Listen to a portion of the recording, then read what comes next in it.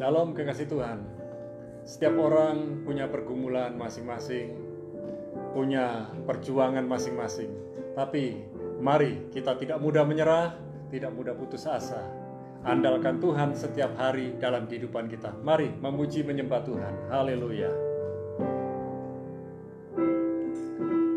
Dalam segala perkara Tuhan punya rencana yang lebih besar dari semua yang terpikirkan. Apapun yang kau perbuat, tak ada maksud jahat. Sebab itu ku lakukan semua denganmu Tuhan. Ku tak akan menyerah pada apapun juga. Sebelum ku coba semua yang ku bisa, tetapi ku berserah kepada kehendak-Mu. Hatiku percaya Tuhan punya rencana. Ku tak akan menyerah pada apapun juga. Sebelum ku coba semua yang ku bisa, tetapi ku berserah kepada kehendak-Mu. Hatiku percaya Tuhan punya rencana. Ku tak akan menyerah pada apapun juga. Sebelum ku coba semua yang ku bisa, tetapi ku berserah kepada kehendak-Mu. Tuhan punya rencana. Hatiku percaya Tuhan punya rencana. Hatiku percaya Tuhan punya rencana. Oh, rencana-Mu indah dalam hidup kami. Kami bersyukur, kami berterima kasih buat kemurahan-Mu, buat kasih karunia-Mu yang berlimpah dalam hidup kami. Kami bersyukur kepadamu Tuhan. Haleluya.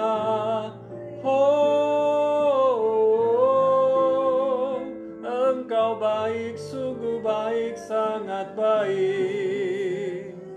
Kau kuatkan saat kami lemah. Kau sembuhkan saat kami sakit. Kau berkati kami senantiasa. Kau selalu ada bagi kami Tuhan. Kami bersyukur, kami selalu bersyukur. Biar segala puji hormat banyak bagi-Mu. Haleluya. Oh, terima kasih Tuhan. Kami bersyukur.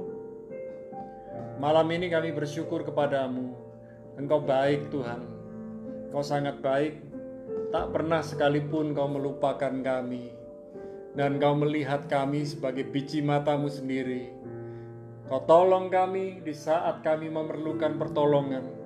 Kau sembuhkan kami saat kami sakit. Bahkan apa yang tidak pernah kami pikirkan, Tuhan yang sudah menyediakan.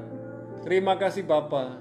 Bersabda buat kami, biar roh jiwa tubuh kami menyambut firman-Mu dan kami menjadi pelaku firman-Mu. Dalam nama Yesus, amin. Nah, shalom kekasih Tuhan. Dalam rangkaian berbicara mengenai karunia roh, saya akan sharing tentang menafsirkan bahasa roh. Kemarin saya sharing tentang berbahasa roh. Sekarang menafsirkan bahasa roh. Kita lihat 1 Korintus 12 ayat 10e, tapi kita baca semua ayat 10 ini.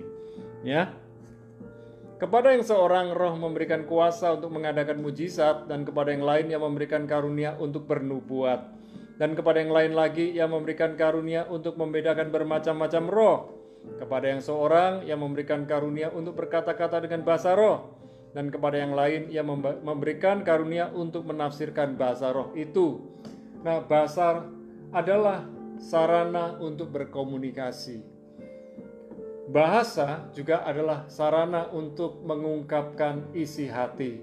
Nah, yang sering terjadi adalah karena bahasa yang tidak sama, sehingga terjadilah miskomunikasi. Tetapi malam ini, mari kita belajar. Jangan sampai kita gagal komunikasi. Gagal komunikasi terjadi karena perbedaan bahasa, perbedaan sudut pandang pikiran, perbedaan persepsi. Dan mari kita belajar.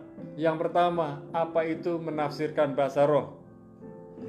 Di dalam bahasa Inggris dituliskan interpretation of tongues, menafsirkan bahasa-bahasa lidah. Dan dalam bahasa Yunaninya ditulis hermenia glossa. Kalau saudara belajar tentang ilmu menafsirkan, ya, menafsirkan Alkitab, itu adalah hermeneutika. Nah, menafsirkan bahasa adalah kemampuan yang diberikan oleh Roh, yaitu Roh Kudus, untuk mengerti dan menyampaikan makna suatu ucapan yang diucapkan di dalam bahasa roh. Jadi, dalam bahasa yang sederhana, ketika seseorang berbahasa roh, ada karunia untuk menafsirkan bahasa roh itu supaya para pendengarnya, para jemaat, dan orang-orang yang ada di sekitarnya mengerti arti dari bahasa roh itu. Jadi, kalau di dalam sebuah komunitas, di dalam sebuah kumpulan jemaat, ada orang berbahasa roh, hendaknya ada yang menafsirkan bahasa roh. Lalu kemudian mungkin ada yang bertanya, lah kemudian gimana Pak? Kalau saya berbahasa roh untuk diri saya sendiri? Ya, kalau berbahasa roh buat diri sendiri tidak perlu keras, hanya untuk didengar sendiri, supaya orang di sekitar kita tidak menyangka yang bukan-bukan. Satu kali dalam kitab Korintus ini, surat Korintus ini, ada beberapa orang masuk dalam sebuah kumpulan, dan ketika mereka berbahasa roh, saling keras-kerasan berbahasa roh.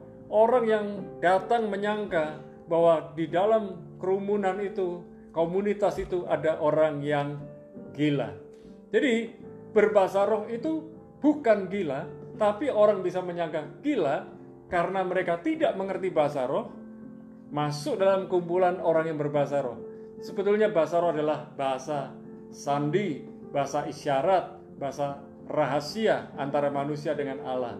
Dan kalau kita berbahasa roh, hendaklah kita menafsirkannya jikalau kita dalam komunitas. Tapi kalau kita sendiri, berarti bahasa rahasia kita dengan Allah. Nah, hal yang kedua, itu bagaimana menafsirkan bahasa roh. Orang yang berbahasa roh harus berdoa untuk memperoleh karunia menafsirkan bahasa roh. Jadi kalau hari ini saudara punya karunia berbahasa roh, mintalah kepada Tuhan, biarlah saudara diberi karunia menafsirkan bahasa roh. Namun kalau saudara tidak berbahasa roh, tidak usah berkecil hati, tidak perlu merasa lebih rendah rohaninya. Di dalam Tuhan tidak ada istilah lebih tinggi, lebih rendah rohaninya. Itu sudut pandang manusia. Sebab Tuhan memandang kita semua sama.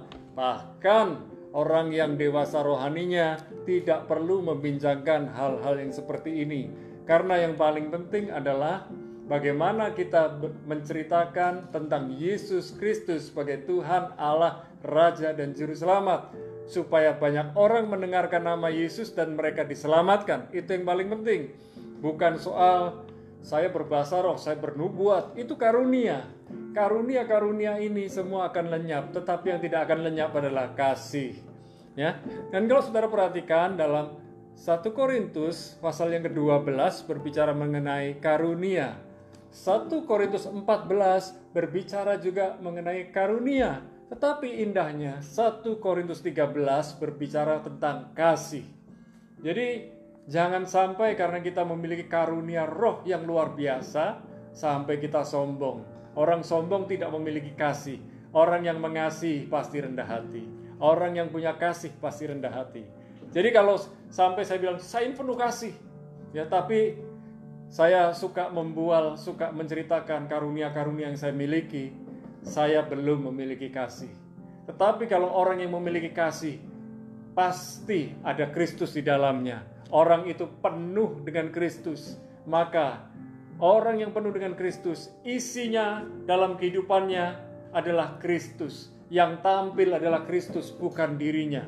Nah, dalam menafsirkan bahasa roh bagi jemaat, di dalam jemaat, fungsinya adalah menyampaikan petunjuk untuk penyembahan dan doa atau nubuat. Jadi ketika ada orang berbahasa roh, orang tersebut bisa menafsirkan bahasa roh, itu biasanya untuk menguatkan, untuk membangun, untuk menasihati jemaat tersebut. Jadi kalau kita berdoa di dalam bahasa roh untuk diri sendiri, tidak perlu terlalu keras, cukup kita mendengar saja untuk telinga kita.